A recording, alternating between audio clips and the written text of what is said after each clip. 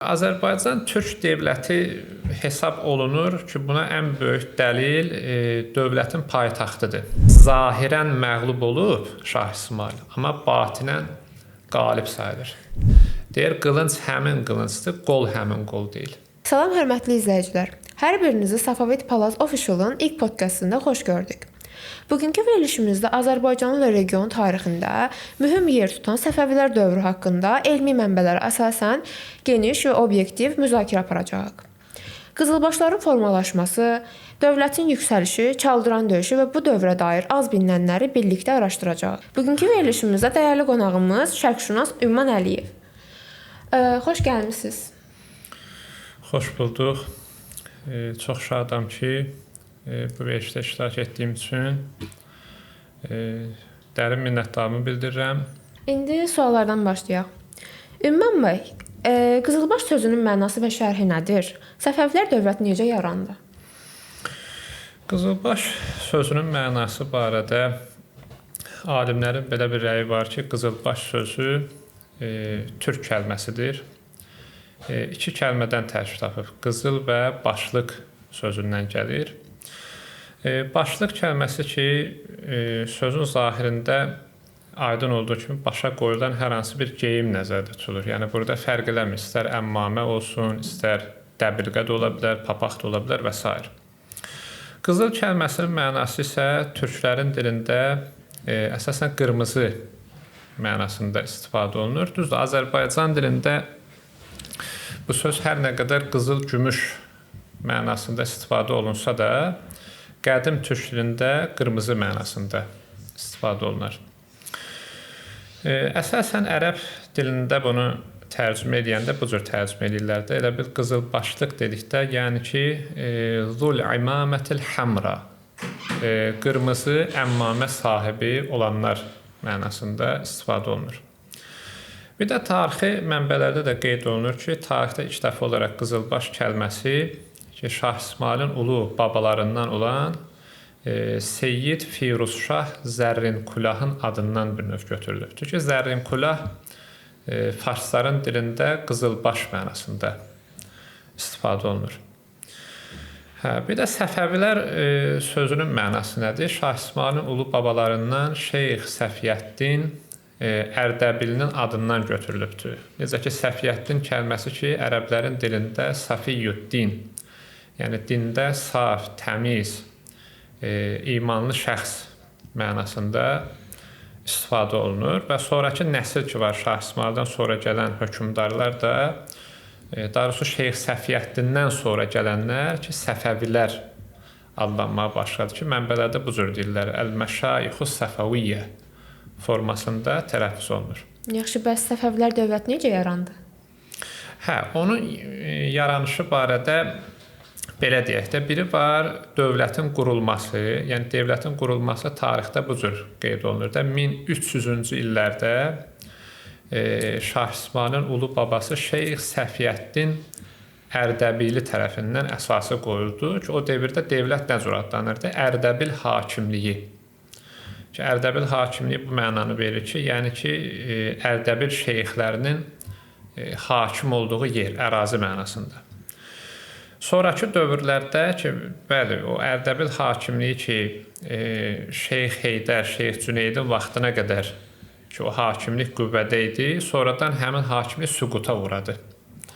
Ki, Şeyx Heydərin ölümü ilə hakimlik süquta uğradı və sonradan da qızılbaşlar, yəni qızılbaş əmirləri Şah İsmayıl ki, körpə yaşında olarkən onu Lahicana apardılar və orada bir şəxsə əmanət elədilər. Gilan hakimi Mirzə Əli adında bir şəxs ki, ona əmanət elədilər və o da onu qorudu. Şah İsmayılı qorudu. Onu boya başa çatmasında, böyütməsində rol oynadı Mirzə Əli. Səfəvi dövləti Azərbaycan Türk dövləti hesab olunurdu?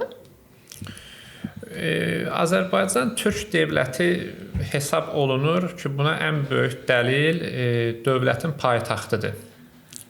Yəni Şah İsmayıl Xətai ki, o ki artıq 12-13 yaşlarına ki, gəlib çatanda, o ki özü ilə Qızılbaşlar ki, fədailəni ki, özündən ki, aparandan sonra ki, dövlətin əsasını qoyur. 1500-cü ildə Şirvana yürüş eləyir, Şirvanşah dövləti bunu məğlubiyyətə uğrayır, sonra Ağqoyunlu dövlətin məğlubiyyətə uğradandan sonra 1501-ci ildə gəlir Təbrizə və özünü şah elan edir. Və məlum məsələdir, Azərbaycan türk dövləti olmasına dair ən böyük dəlil paytaxtın Təbriz hesab olunmasıdır. Əgər məsələn paytaxt Təbriz olmasaydı, məsələn misal gətirirəm, məsələn Şiraz şəhəri olsaydı, ki o yer ki farsların şəhəridir, onda Səfəvi dövlətinə Fars dövləti deyə bilərdilər şəhərə görə. Amma Şah İsmayıl ki paytaxtı ki Təbriz qərar verir və Təbriz ki Azərbaycan türk diyarı hesab olunur, həmin bu paytaxta görə bəli biz deyə bilərik ki Səfəvi dövləti Azərbaycan türk dövləti hesab olunur.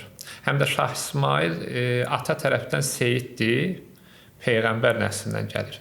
Anası Aləmşah bəyim xatun isə Ağqoyunlu Sultanı Uzun Həsənin qızıdır.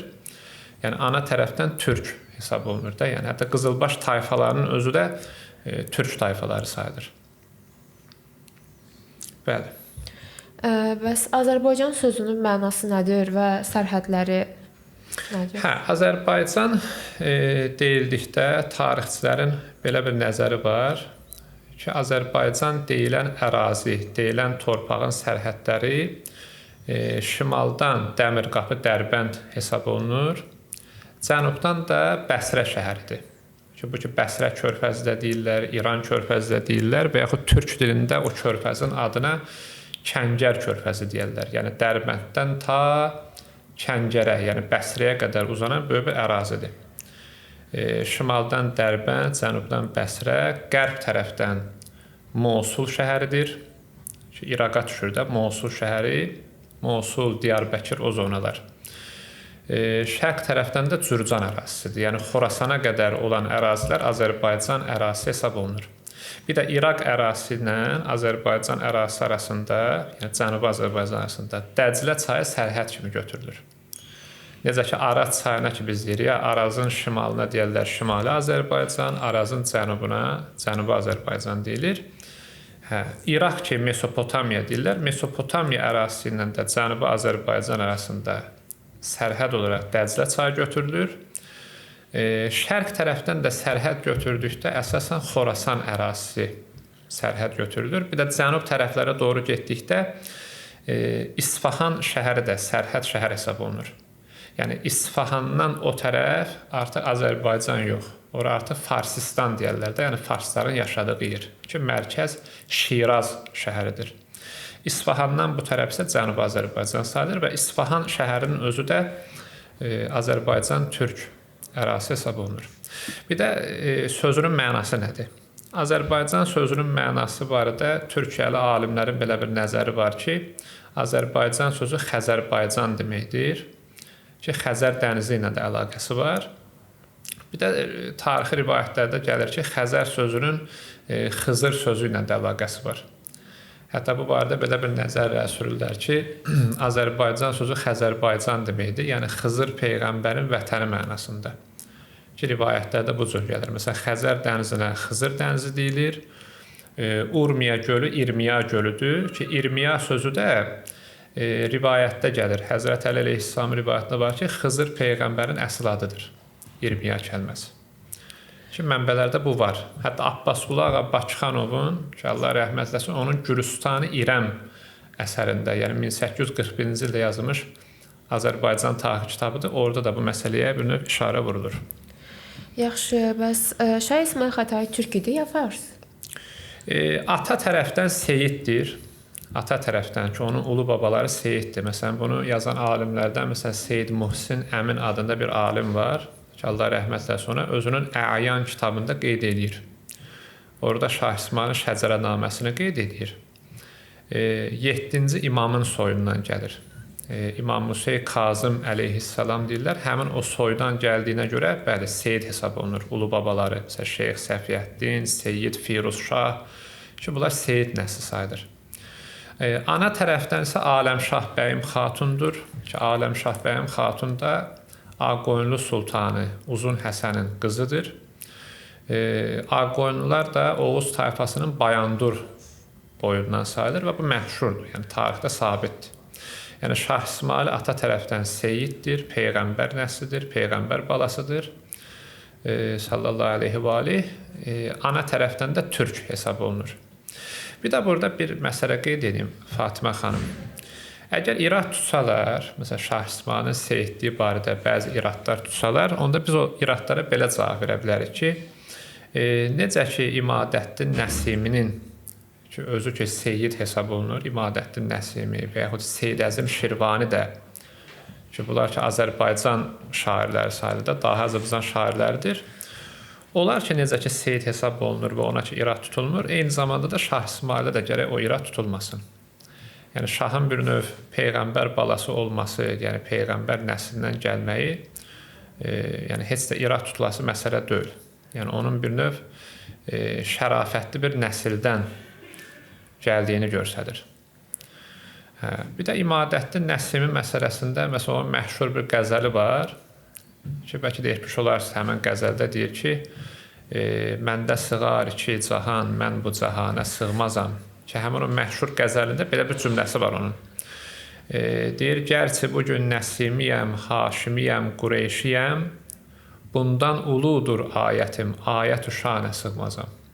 Ki, oradakı Haşimiyəm, Qureyşiyəm nə məna verir? Yəni, Peyğəmbərin ulu babası Haşimin nəslindən gəldiyini bildirir də, yəni seyid olduğuna işarət.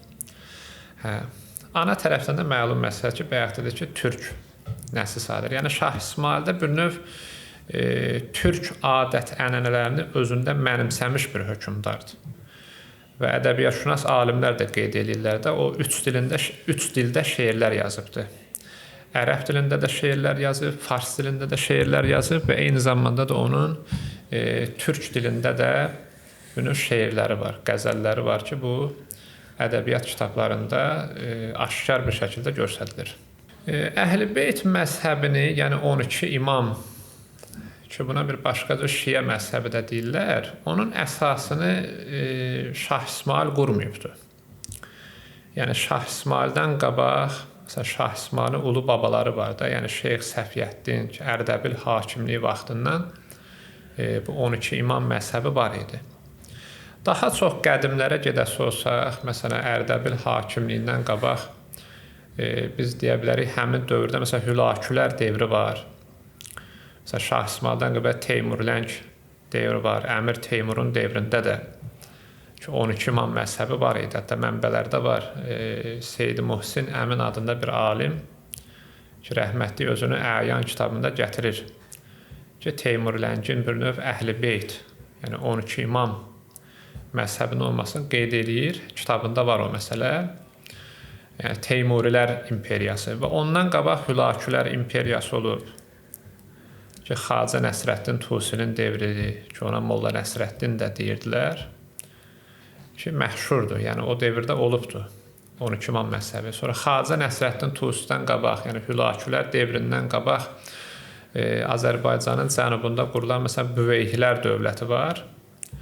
Düzdür, mənşə cəhətdən fars olublar, amma Əhl-i Beyt tərəfdarlarından sayılır Büveyhilər. Sonra Büveyhilərdən qabaq olubdur, məsələn, Babək Xürrəminin devri var ki, məşhurdur, alimlər qeyd edirlər. Babək Xürrəmi barədə ki, bəzi nəzərlər var, onun da bir növ Əhl-i Beyt məzhəbindən olduğu. Düzdür, ixtilaf var, bəzilər ona İsmailiyyə deyənlər var, bəziləri İsna Əşəri deyirlər, taxsası ixtilaf var.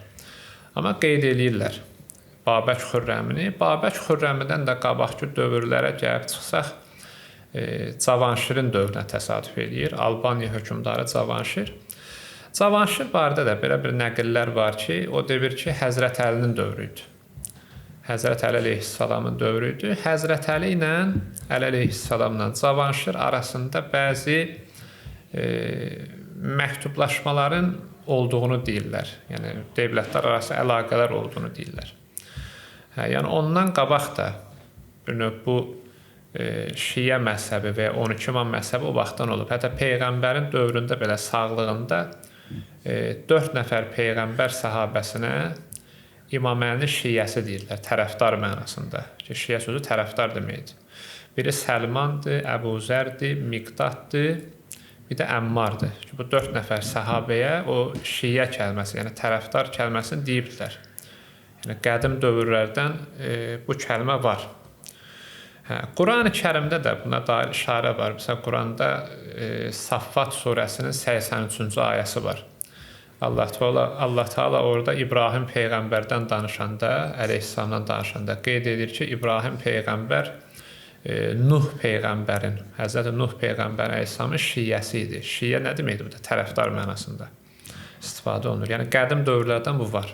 Aha, başa düşdüm. Bəs şahın həyat yoldaşı Çaldıran döyüşündə əsir düşüb və qaliblə məğlub kim olub? Şah İsmayılın 1514-cü ildə baş verən döyüşdə belə bir şübhə ortalığa atırlar. Deyirlər ki, şahın həyat yoldaşı, deyirlər həmin döyüşdə əsir düşüb deyirlər. Bu kökündən bir növ iftiradır. Nəyə görə? Çünki onu deyənlər nə cür deyirlər? Deyirlər ki, Şah İsmayıl həmin döyüşdə məğlub oldu deyirlər. Məğlub oldu. Və xanımı da əsir düşdü deyirlər. İndi biz burada belə deyək də, məyəm Şah İsmayılın məğlub olmağı, məyəm tarixdə sabitdirmi? Hətta bu barədə alimlərin belə bir nəzəri var. Deyirlər ki, Şah İsmayıl zahirən məğlub kimi görsənir. Amma batinən əslində məğlub olmayıbdır. Məsələn, buna ən böyük dəlil məsələn, Sultan Səlim ki, Təbrizə gəlir orduları ilə, Təbrizə daxil olur. Amma Təbrizi fəth eləyə bilmir. Məsələn, Çaldıran döyüşünün tarixdə ikinci adı ona Təbriz döyüşü də deyərlər də. Məsələn, 1500-cü ildəki Cabanı döyüşünə Şirvan döyüşü də deyirlər. Yəni, Çaldıran döyüşünün ikinci adı Təbriz döyüşüdür. Təbrizin bir növ Osmanlılar tərəfindən fəth olunmaması və Sultan Səlimin həmin ərazidən bir növ çıxması, onun bir növ, belə deyək də, mütləq bir qalib olduğu mənasına gəlmir. Məsələn, buna tarixdə bir nümunə gətirək. Məsələn, 1812-ci ildə Napolyonun Moskvaya hücumu var. Ki, Fransa qoşunları Moskvaya qədər gəlirlər. Baradino döyüşü deyirlər ona. Tarixdə məşhurdur 1812-ci il Baradino döyüşü. Həmin döyüşdə, bəli, Napolyon orduları ilə Moskvaya qədər gəlmişdi. Amma böyük itkilər hesabına geri çəkilmək məcburiyyətində qaldı. Həmin vaxtlarda Rusların məşhur bir generalı var, General Kutuzov deyirlər. Onun bir növ taktikası sayəsində Napolyonun orduları məğlub olur və geri çəkilir. Çaldıran döyüşü də bir növ, həmin o Baradino döyüşü var, həmin o xristiyan döyüşünün bir müsəlman versiyasıdır. Yəni Sultan Səlim orduları ilə bəli, Təbrizə qədər gəlir, amma geri çəkilmək məcburiyyətində qalır. Bir də onun həyat yoldaşları barədə, ailəsi barədə tarixdə belə qeyd edirlər ki, Şah İsmayıl Çaldıran döyüşünə tərəf gedəndə o bir vəziri var. Mirzə Hüseyn İsfahani adında bir vəziri var. Ona tapşırmışdı ki, ailəsini, uşaqlarını Təbrizdən Həmədana doğru aparsın. Ki, Təbrizin cənubunda Həmədan şəhərinə, oradan da İsfahana göndərməyini tələb eləmişdi. Bir də dövlət xəzinəsinin də boşaldılmasını əmr edir. Ki, dövlət xəzinəsi boşaldılır, xəzinəni bir növ Həmədana göndərirlər, Həmədandan da İsfahana doğru ötürürlər. Yəni, Sultan Səlim bəli, Təbrizə gəlir gəlməyinə, amma həmin yerdə bir qənimət ələ keçirə bilmir. Hətta o əsirlik məsələsi də kökündən yalandır. Hətta tarixçilər bunu qəti surətdə inkar edirlər. Və həmin döyüşdə bir növ Şah İsmayıl barədə qeyd budur ki, zahirən məğlub olub Şah İsmayıl, amma batinən qalib sayılır. Ki, bu barədə tarixçilərin nəzəri var, yəni məşhurdur, qeyd olunur bu məsələ. Şah İsmayılın məşhur seyf, yəni qılınc rəvayəti həqiqətdir ya əfsanə? O məşhur rivayətdir, tarixdə qeyd olunur. Ki, Şah İsmayıl Çaldıran döyüşündə olarkən həmin o qılınc vasitəsi ilə, bəli, topun lüləsini kəsməyə rivayəti məşhurdur. O zaman buna əfsanə demirlər, tarixçilər buna əfsanə uydurma demirlər, rəvayət kimi qeyd edirlər və məşhur bir rivayətdir o. Rivayətdə belə gəlir də, Şah İsmayıl Çaldıran döyüşündə olarkən ki, həmin o döyüşün qızğın vaxtında nəqildə bu cür gəlir. Qılıncı ilə topun lüləsinə zərbə indirir, yəni dəmirlə dəmiri kəsir Şah İsmayıl. Bir də zənciri doğraması da var. Ki, topun zəncirlərini doğrayır. Bir də orada belə bir nəqil də var. Deyirlər, Osmanlının güclü pəhləvanlarından Malkoçoğlu deyirlər. Ki, Malkoçoğlunun başından qılıncla zərbə indirir və onun dəbilqəsini yarır. Ki, bu barədə nəqillərdə var, məşhurdur. Bir də onun qılıncı barədə belə bir nəqil var ki, Sultan Səlimə xəbər göndərirlər. Şah İsmayılın o qılıncının qeyri-adiliyi barədə Sultan Səlim ona deyir ki, bəs qılıncı ona göndərsin. Şah İsmayıl ki, həmin o məktubu qəbul edəndən sonra qılıncı Sultan Səlimə göndərdirir və Sultan Səlim həmin qılıncı topa vuranda top kəsmir. Və ondan sonra Sultan Səlim Şah İsmayıla məktub göndərir ki, deyir, sən mənə saxta qılınc göndərmirsən. Şah İsmayıl ona belə bir cavab yollayır. Deyir, qılınc həmin qılıncdır, qol həmin qol deyil. Ki, şərhdə bu cürdür. Buna nə deyirlər buna? Buna belə qeyd edirlər ki, Şah İsmayılın bir növ kəraməti deyirlər də. Yəni, onun bir növ qeyri-adi bir şəxs olmasına bir növ dəlalət edir. Hətta o rivayətin özü bir növ Şah İsmayılın hətta nəinki bir hökmdar və ya şair, onun eyni zamanda alim olduğuna işarədir. Çünki 1501-ci ildə o şah olmamışdan qabaq ona Şeyx İsmail Ərdəbili deyirlər. Yəni, o eyni zamanda bir alim idi. Yəni, təhcə hökmdar kimi yox, həm alim, həm şair idi və eyni zamanda kəramət sahibi olub. Ki, alimlər ona məqam və kəramət sahibi deyirlər. Hətta Allah övliyası deyənlər də var. Ki, o həm seyiddir, həm də Allah övliyalarından bir şəxs kimi hesab olunur. Şah İsmayıl ki, Allah rəhmət eləsin, məkanı cənnət olsun. Şah İsmayıl yalnız müsəlmanlarla savaşıb, xristianlarla mübarizəsi olmuşdur. Şah İsmayılın tarixdə o var ki, Çaldıran müharibəsindən sonra 1516-1520-ci illərdə ki, bu tarix kitablarında sabitdir, Gürcüstana səfəri var. Şah İsmayıl Gürcüstana bir növ səfər edir, gürcülərlə, ruslarla bir növ müharibə edir və həmin döyüşdə qalib gəlir. Ki, Gürcüstanın fəthi məsələsi var. 1520-ci ildə Gürcüstanı fəth edir və Gürcüstanı fəth eləməklə ki, o dövrdə Rusiya imperiyasıdır, yəni Rusiya imperiyası ilə bir növ sərhədd olur Şah İsmayıl. Həm də onun Gürcüstanı fəth eləməsi bir növ Rusiya imperiyasına bir növ bunu nə cür ifadə eləmək, bir növ meydan oxumaq kimi bir məsələdir bu, yəni torpağı fəth eləyibdir. Yəni onun xristianlarla mübarizəsi var. Bir də tarixdə bu da var. Şah İsmayılın vaxtında Səfəvi ordusunda top tüfəng yox idi. Məsələn, Çaldıran döyüşü deyirlər, həmin döyüşdə ki, savaş deyirlər. Orada qeyd edirlər ki, Osmanlı tərəfdə 500 top var idi. Hətta orada say hesabı belə deyirlər də, Osmanlıda 100 min nəfər ordu var idi, 500 top var idi. Şah İsmayılda 40 min nəfər idi. Şah İsmayılın ordusunda top olmayıb, tüfəng yox idi onda. Şah İsmayılın Portuqaliya ilə Avropa dövlətlərindən əlaqələri var ki, oradan odlu silahlar gətirmək istəyir. Topdur, tüfəngdir Səfəvi dövlətinə. Portuqaliyalılar da Afrikanın bir növ cənubu ilə, ki, Portuqaliya donanması deyək də, o gəmiləri ilə Hind okeanına gələndə Səfəvilərin Hind okeanına çıxışını bağlayırlar.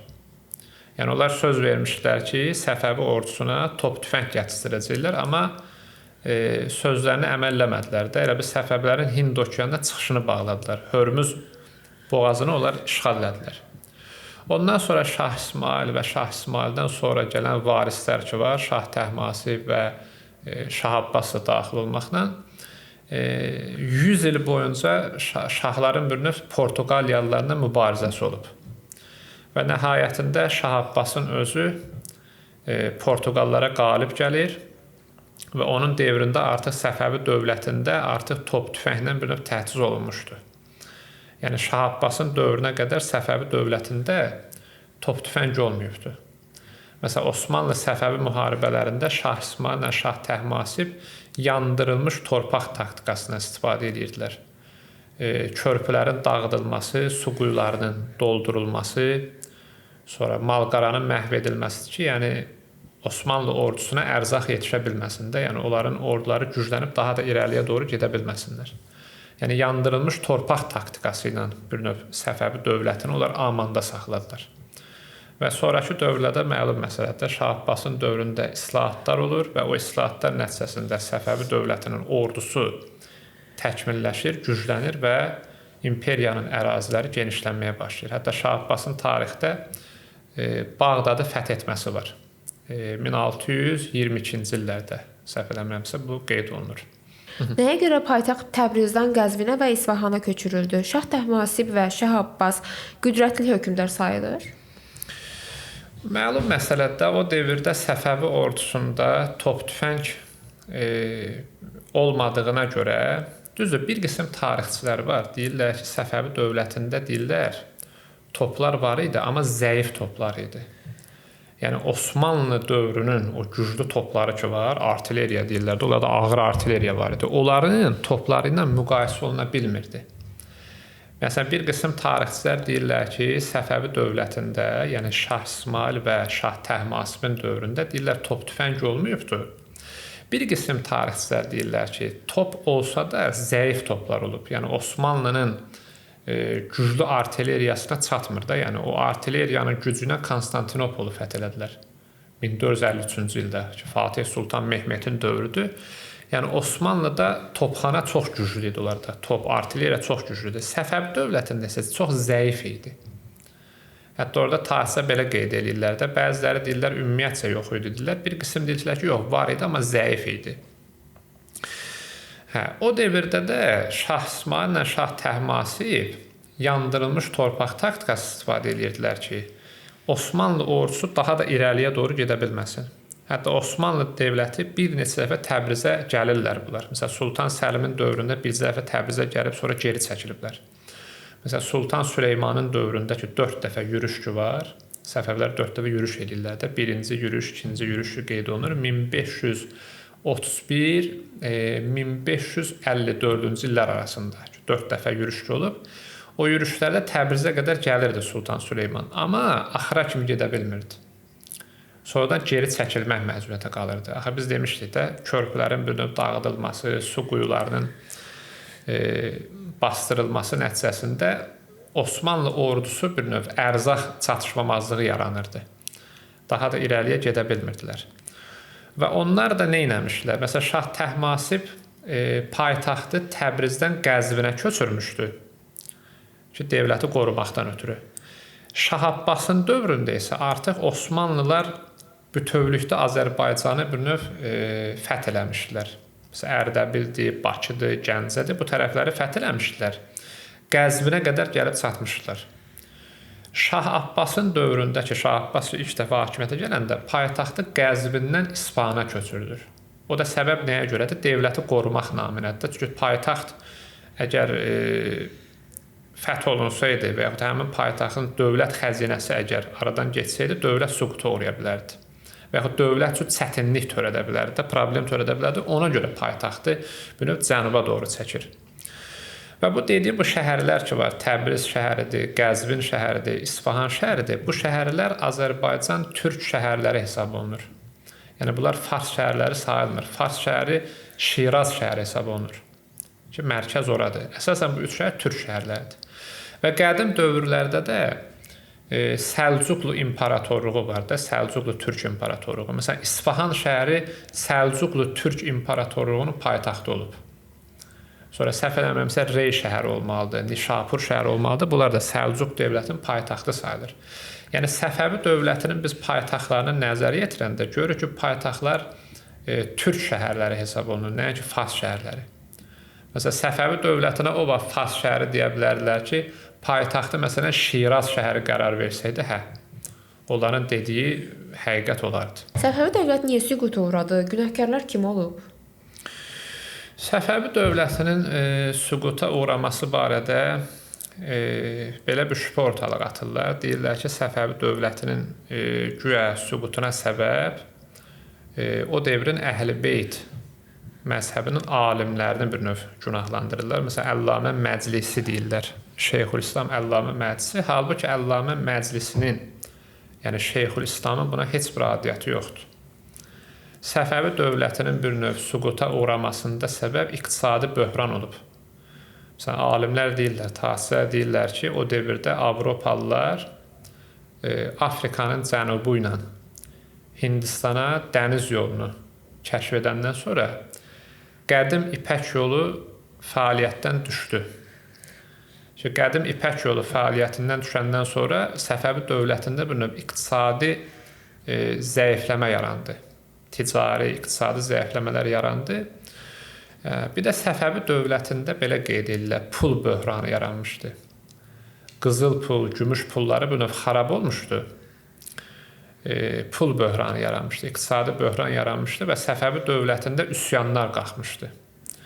Hətta orada işçilərin bir növ maaşının verilə bilməməsi nəticəsində ölkənin nə qədər yerlərində üsyanlar baş vermişdi. Məsələn, Şirvanda Hacı Davudun başına üsyanlar baş vermişdi, Xorasan tərəfdə nə qədər də üsyanlar baş verdi və bu üsyanlar nəticəsində kənar dövlətlər hücum elədilər. Məsələn, Osmanlı İmparatorluğu Azərbaycan tərəfə bir növ hücumlar elədilər. Sonra şimaldan Pyotr vaxtı, məsələn, Pyotrun devrində Rusiya çarı Pyotr Azərbaycanın o Xəzəryanı sahillərinə bir növ yürüşlər etdi. Sonra şərq tərəfindən Özbəklər Xorasana hücum elədilər. Sonra Əfqanların bir növ İsfahana hücumu var ki, həmin döyüşdə sonuncu Səfəvi şahı Şah Sultan Hüseyn deyirlər ki, həmin o İsfahan faciəsində bir növ şəhid olub. Dünyasını dəyişibdi və ondan sonra Səfəvi dövləti dağıldı. Bir də burada mən bir məsələ qeyd etmək istəyirəm ki, Səfəvi dövlətinin dağılmasında alimlər səbəb olmayıbdı. Bir növ belə deyək də Səfəvi şahlarının göstərdikləri zəiflik nəticəsində dövlət dağılır. Məsələn, nəyə görə Şah İsmayıl vaxtı dövlət dağılmadı, Şah Təhmasibin zamanında dövlət dağılmadı. Məsələn, Şah Abbasın vaxtında dövlət qüdrət zirvəsinə qalxdı, amma o birisi şahlar ki var, məsələn götürək, Şah Məhəmmədin dövründə Səfəvi dövləti az qalır ki, süquta uğrasın. Məsələn, Şah Sultan Hüseynin devrində də vəziyyət o idi. Yəni bu iki dənə Səfəvi şahı dövründə az qalmış ki, Səfəvi dövləti bir növ süquta uğrasın. Məsələn, Şah Sultan Hüseyn də süquta uğradı, ondan sonra Nadir şahın dövrü gəlir. Ki, Nadir düz əvvəl xan olub, 1722-ci ildə o xan idi. 1736-cı ildə özünü şah elan elədi və Əfşar dövlətinin əsasını qoydu. Nadir şah demişkən, Nadir Əfşar kimdir və Əfşar sözünün mənası nədir? Nadir şah Əfşar ki, adından göründüyü kimi Oğuz tayfalarının, Oğuz türklərinin Əfşar boyundandır. Ki, Əfşar sözünün mənası ki, lüğət alimləri belə qeydlər ki, ov şar sözündəndir. Ov şikar mənasında, yəni ovçu mənası verər. Əfşar tayfası böyük türk tayfalarından hesab olunur. Bir də Nadir xan Əfşar Səfəvi dövlətində bir növ əvvəl bəy olub. Nadir bəy Əfşar deyirdilər, Səfəvi ordusunda xidmət edib. Bir növ döyüşçü idi, əsgərdir deyək. Sonra da ona xan rütbəsi verilir. Ki, qədim dövrlərdə belə olmalıdır Fatimə xanım. Səhv eləmirəmsə, bəy xan deyildikdə bir növ, məsələn, bizim bu indiki vaxtda polkovnik, general deyirlər də, yəni hərbi rütbə ki, verilmişdi ona. Yəni ordu generalı idi, ordu xanlarından idi. Səfəvi dövləti ki, dağılana yaxın ki, Nadir xan hakimiyyəti bir növ ələ alır və dövləti bir növ dağılmaqdan qoruyur da, belə deyək. Artıq dövləti qüdrət zirvəsinə doğru qaldırır. Və sonraki vaxtda da məlum məsələdə Səfəvi xanədanı bir növ süquta uğrayandan sonra Əfşar sülaləsi gəlir. Yəni Nadir şah və onun nəslinin bir növ imperiyası yaranmağa başlayır. Bir də Nadir şah barədə alimlər qeyd edirlər ki, o şərqin sonuncu Napoleonu deyirlər ona. Şərqin sonuncu fatihidir. Azərbaycanın belə deyərdim, ən axırıncı qüdrətli imparatoru sayılır. Yəni ən böyük ərazilərə çatdıran bir hökmdar olub. Hətta tarixçilər deyirlər ki, onun Bağdadı fəth eləməsi var ki, Bağdadı fəth edir. Hətta nəqillərdə belə var gedir. Nəcəf şəhərinə Həzrət Əli əleyhissalamı bir növ qəbrini ziyarət edir və onun qəbrinin üstündəki günbəzi qızıldan düzəltdirir. Yəni bu onun bir növ möminliyindən bir növ xəbər verir də. Düzdür, Nadir şahın da tarixdə düzdür, bəzi xətaları olubdur, səhvləri olubdur. Amma ümumilikdə götürəndə Nadir şah Azərbaycanın bir növ qüdrətli və fəzilətli bir hökmdarı hesab olunur. Evet, Allah rəhmət eləsin. Qacar sözünün mənası nədir və qacarlar kimlərdir? Qacarlar da bir növ Oğuz türk tayfalarından hesab olunur. Qacar sözü ki, alimlərin nəzərində Qacar qədim türk dilində Ağaçəri sözündən gəlir. Məsələn, Osmanlı dövlətində orduya Yeniçəri deyirlər, yəni yeni ordu, yeni qoşun mənasında. Ağaçəri, yəni qoşunun rəhbəri mənasında, sərkərdə, qoşunun böyüyü mənası verər. Bunlar Səfəvi ordusuna bir növ xidmət eləyən güclü bir tayfa olublar. Qacar türk tayfalardılar. Ki, tarixdə belə qeyd edirlər də, 1796-cı ildə Ağa Məhəmməd Şah Qacar deyirlər.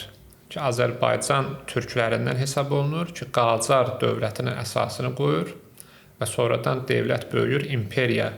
Ağa Məhəmməd Şah Qacarın atası Məhəmməd Həsən xan Qacar deyirlər. O, Azərbaycanın cənubunda. Sonradan onun oğlu Ağa Məhəmməd Şah Qacar gəlir və bütün Azərbaycan xanlıqlarını bir növ vahid bir dövlət altında birləşdirməyə çalışır və müvəffəq də olur. Yəni, Qacar dövləti də 1925-ci ilə qədər. Qacar dövlətinin qurucusu kimdir bəs? Ağa Məhəmməd Şah Qacar. Yəni, əsas qurucu odur. Ağa Məhəmməd Şah Qacar hesab olunur. Bugünlük bu qədər. Çox sağ olun gəldiyiniz üçün, bilgiləndirdiyiniz üçün. Mən də sizə dərin təşəkkür bildirirəm, Fatimə xanım. Sağ olun ki, bu verilişdə bir növ iştirak edərək bir növ dəstək oldunuz, köməklik etdiniz. Və eyni zamanda da bu layihənin bir növ rəhbəri olan Özcan Kərimli, yəni Özcan bəyə də dərin təşəkkür bildirirəm. Sağ olsunlar. Bəli. Sağ olun. Allah müvəffəq eləsin. Təşəkkürlər.